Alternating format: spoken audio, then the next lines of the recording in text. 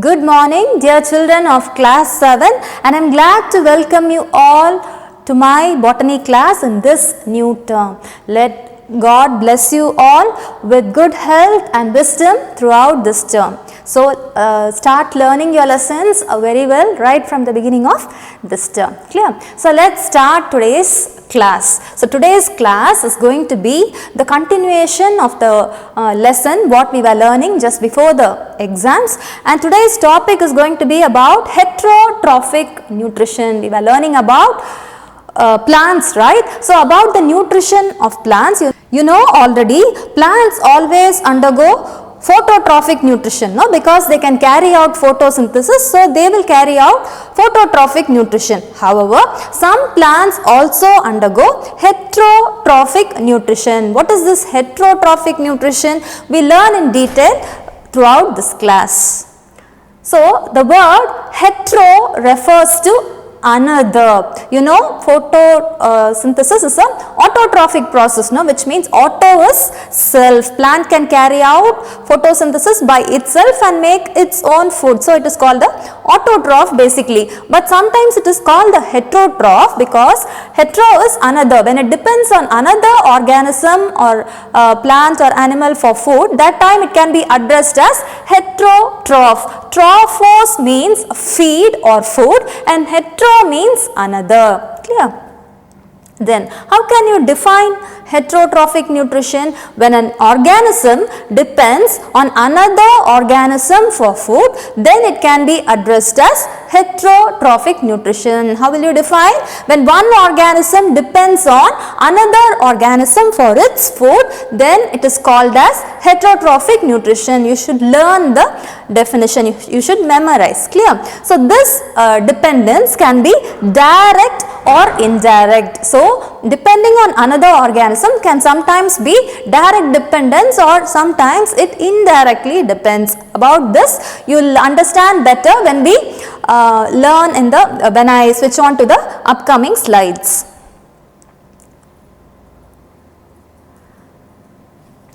As I told you, very few plants are heterotrophs because basically plants are phototrophs, no? So, very few plants are heterotrophs, and this heterotrophic nutrition can be categorized into three called as parasitic nutrition, saprophytic nutrition and symbiotic nutrition. So, what are the three types of heterotrophic nutrition? Parasitic nutrition, saprophytic nutrition and symbiotic nutrition. So, about these three subtypes we are going to learn in detail in today's class. What is parasitic nutrition? When one organisms live inside the body of another organism, then it is called as parasitic nutrition. Always keep in mind, only in this relationship of parasitic nutrition, one can live only inside another living organism. In saprophytic and other type, no, symbiotic, one will be living and the other one will be dead usually. But only in this parasitic nutrition, both the organisms will be alive. So, the organism which lives inside the body of another living organism is called parasitic nutrition. For what it lives purely, it is for feeding, no, it is for getting the nutrition, because about nutrition only we are learning, no. So, this relationship of living inside another organism is for the purpose of getting food. Clear? And when one organism lives on another organism, no, that the second organism which provides the food is usually addressed as host. The one which feeds is called the parasite and one which gives the food is called the host. So, this relationship is generally called as host-parasite relationship also. One example is given in your book, it is dodder plant. The relationship between dodder plants and the sucking roots of a plant called as hostoria. So, here this is a dodder plant and you can see another plant's roots winding on it. As I told you already, in this relationship both will be living organisms. So in this case, this is also a plant which is a living organism, and that is daughter, and Hostoria is also another living organism, it is also a plant. So the relationship is between two plants here, between daughter plant and the roots of Hostoria. So here the host, this is the host, the broader branch, no, this is the host. It is going to provide nutrients to the roots of Hostoria plant. Clear? So, but the host here is a autotroph. Why it is a autotroph? Because like any other plant, it will produce its own food by photosynthesis. It is not going to depend upon any other organism. But this root, Hostoria's root, this plant itself, Hostoria itself, is a heterotroph because they do not undergo photosynthesis but will depend on the host plant, which is the host plant here, daughter plant, right? So the roots of the Hostoria plant is the parasite here, and the daughter plant is the host here. So this root will suck the nutrients from the daughter plant, because daughter plant always have food since it is a autotroph. And how it sucks food? Through the conducting tissues. The conducting tissues of the roots of Hostoria will suck the plant. You know what are conducting tissues? Xylem and phloem are conducting tissues, right? So you know phloem is a conducting tissue which can transport the food. So the phloem of the Hostoria plant is the one which can get the food from the daughter plant, that is the host. So this is the parasitic nutrition. So next is saprophytic nutrition. This word you must have heard several times, no? Like learning about fungi all, I have mentioned this several times. When you hear this word sapro itself, you should recall the keyword dead, because these organisms will depend on dead organisms or materials for their food. That is why it is called a saprophyte. So here some plants will depend on dead material for its food, and that's why it is called as saprophytic nutrition. So if a plant depend on a dead material for getting its nutrients, then it can be addressed as saprophytic nutrition. So what is the definition? Organisms that feed on dead organic matter is termed as saprophytic nutrition. What is it? Organisms which feed dead organic matter is called as saprophytic nutrition. This you have to memorize. And what happens actually?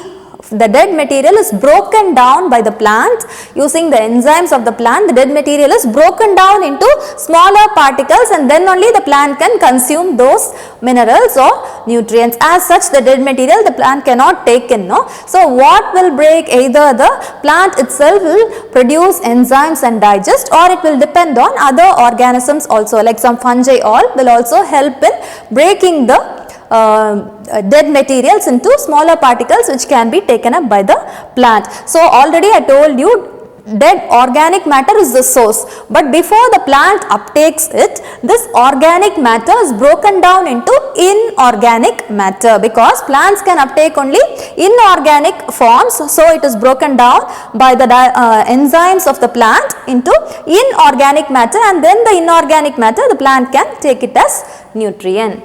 Clear? Then example given for saprophytic nutrition in your book is flower called as Indian pipe. This is the Indian pipe flower. Okay, it is white in color. No, the plant itself is pale, right? It is not green in color like the other plants. Why? Because this plant lacks chlorophyll pigment. You know, for photosynthesis what is essential? Chlorophyll is essential, right? But this plant do not have chlorophyll at all. That's why it is not green in color. So obviously if there is no chlorophyll pigment, there is no photosynthesis, and it has to depend on something else for nutrients, no? So here, as I told you, the roots of this plant will have a fungi. Okay. Directly this plant is not secreting any enzymes, but the roots of this plant, which is Indian pipe, has fungi, and these fungi secrete certain enzymes which can break the dead materials. So it will break the dead materials and convert them into, what did I tell you? Inorganic material, right? So organic forms should be converted into inorganic forms, and then the plant can take it. So organic to inorganic forms it is converted, and then the Indian pipe plant will take the nutrients and it will grow. So, this is the example given for saprophytic nutrition in your textbook. And the last one is symbiotic nutrition. What is symbiotic nutrition? Symbiosis is a relationship between two organisms. Okay, here also the relationship is between two organisms, which means both are living. They both live together with mutual benefits. So, in the first case I told the parasites are also parasites and host are also two living organisms, but in that case the parasite is benefited and the host is damaged. It is affected by some way. How? Because the parasite will suck the nutrients from the host.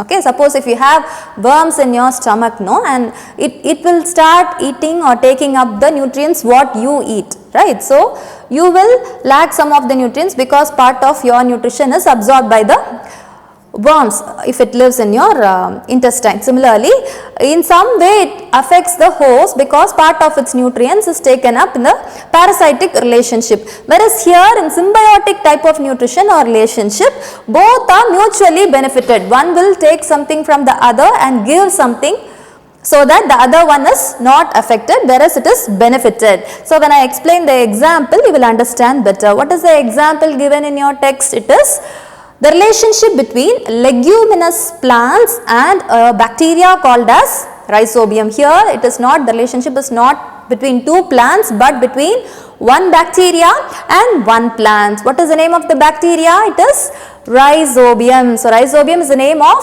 the bacteria, and there you can find this bacteria. You can find this bacteria inside the root nodules. What is this root nodule? In certain plants like leguminous plants, example peas, beans are all leguminous plants. Only these plants will have some bundle like structure in their roots. Usually normal roots will not have bundle like structures, no, whereas leguminous plants alone will have a small ball like structures in their roots. Inside, why that ball like structure? Because that ball like structure will fully have this bacteria, that is the rhizobium. That is why it appears like a bundle. Clear? So, what is the benefit? How both are benefited? See, can you see here? These ball like structures are the bacteria called as rhizobium. So, what they do? How it benefits? Okay.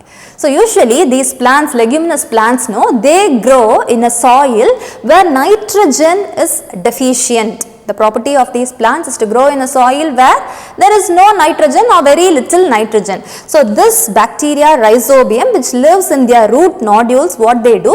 They have a tendency to get the nitrogen directly from the atmosphere. Atmosphere has nitrogen, right? You have many gases like oxygen, carbon dioxide, nitrogen, few proportion of other gases also. So, major gas, one of the major gases is nitrogen, right. So, these nitrogen are directly taken up by this bacteria and it will fix to the plant. It will give the nitrogen, it will take the nitrogen from the atmosphere and give the nitrogen to the plants. What did I tell you already?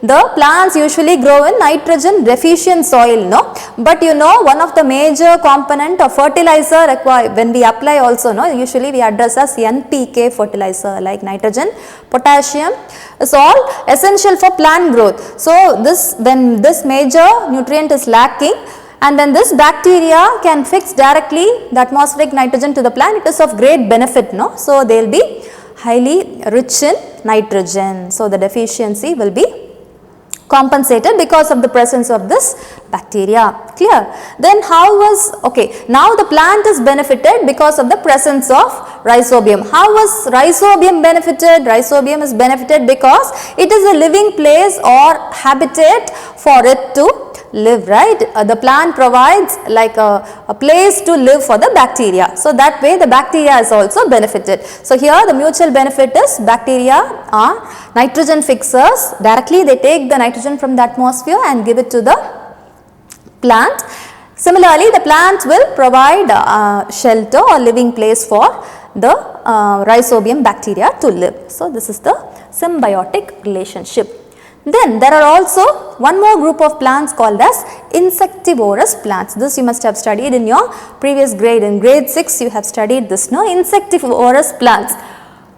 Examples given for insectivorous plants. What are insectivorous plants? Insectivorous plants are the plants which can trap the insects, and from the insects they will get the nutrients. Clear? Because here also they are not these plants are usually not autotrophic, they cannot produce their food, as well as they are not saprophytic also, they do not feed on dead materials also, but directly they will take the insects, they will trap the insects and get the nutrients from the insects. That is why it is called as insectivorous plants. There are 4 examples given in your textbook. The first one is the pitcher plant, which is pitcher shape, this one. It is the pitcher plant. Then Venus flytrap, this is Venus flytrap. So, here see you have an opening and there is a lid like structure. So, the insect will be trapped inside. Here also it is open now, no? Once the insect gets inside, both the sides will close. It will trap the insects in the case of Venus flytrap. And here one more example is a bladder wort, where there is a door like structure and it is trapped inside the door. And again here in this there is a sticky sundew like structure, a water droplet like structure is found, but it is sticky, and whenever some insects come nearby, that sticky substance will attract the insects. Okay. So, once these insects are trapped, there will be digestive enzymes in the plants, and with the help of the enzymes the plant will digest the insect and absorb all the nutrients. Clear? So, this is about the heterotrophic nutrition in plants. So, read this portion as today's homework. So, in your textbook you have to read this topic heterotrophic nutrition thoroughly. Okay. I will be giving the worksheet in the next week, but until I give you a worksheets, no, keep reading the lesson. That is the proper way of studying a lesson. Clear? So, that is all for today's class. Until I meet you in your next botany class, you all take care and bye bye.